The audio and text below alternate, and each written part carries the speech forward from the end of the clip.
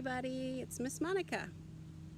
I'm going to collect some flowers, dandelions, and other things that I know are okay to pick, and then I'm going to make some art with the things that I've collected. If you want to join me in this project, make sure you ask Mom and Dad whether it's okay to pick certain flowers that you have in mind. So I'm going to go ahead and start with some dandelions. There's lots of them here.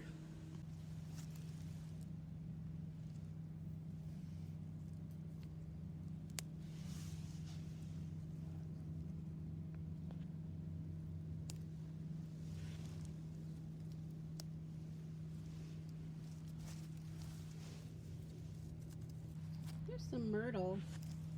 A myrtle is a ground cover. It has a beautiful purple flower that goes with it. I'm going to take a couple of them, not too many. That's a pretty color, purple.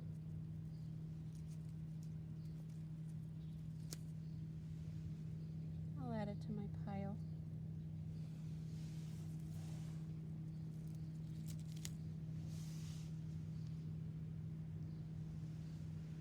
I think I'll even take a leaf or two.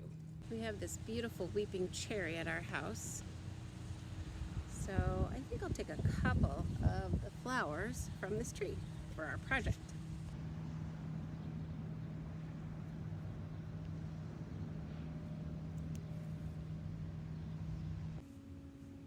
We're making our mandalas today out of things that we found in nature.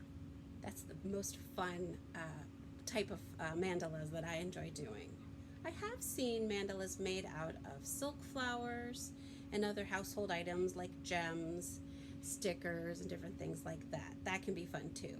But since it's so beautiful outside and there's dandelions and nature everywhere, I thought it would be perfect to gather up some things to make our mandala.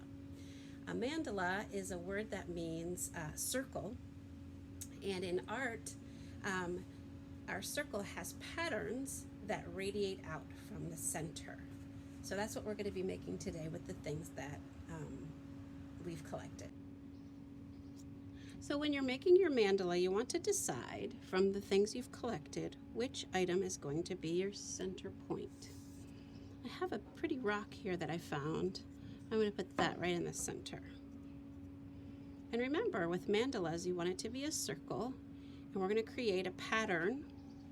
So let's see, I think I want to use the dandelions next, and I'm going to create a circle around my rock. A circle, but this is going to be a full circle.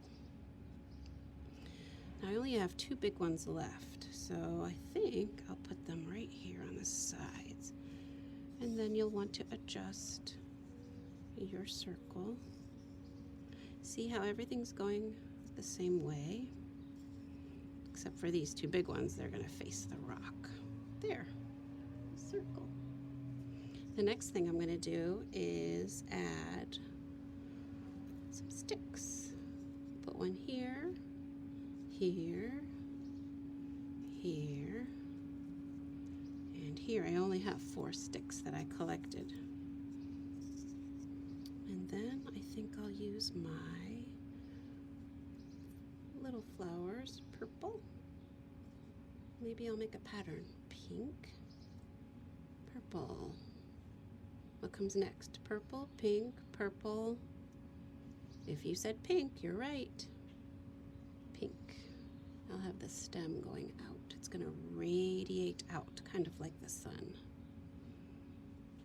Purple, pink. What comes next? Purple, right. Purple, pink, purple. What's next? Pink, that's right. Pink, purple, and pink. I have a couple of leaves here. I think I'll put them over here by the sticks. I'm going to have them pointing outward. There. There's my mandala. Look how creative my daughter Lauren is. She created her own mandala. She put the flowers upside down. Do you see? Oops. She also used the dandelion stem to create the circle. And she took apart this flower, all the little, what do you call those? The little pods on there. She took them apart to create little circles, little balls around the dandelion. Isn't that beautiful? There's another one she made over here. She also used the rock as her centerpiece. I hope that you make a mandala at home using nature or anything that you can find. And if you do, maybe you could have Mom or Dad take a picture and send it to me. I can't wait to see it. Have fun!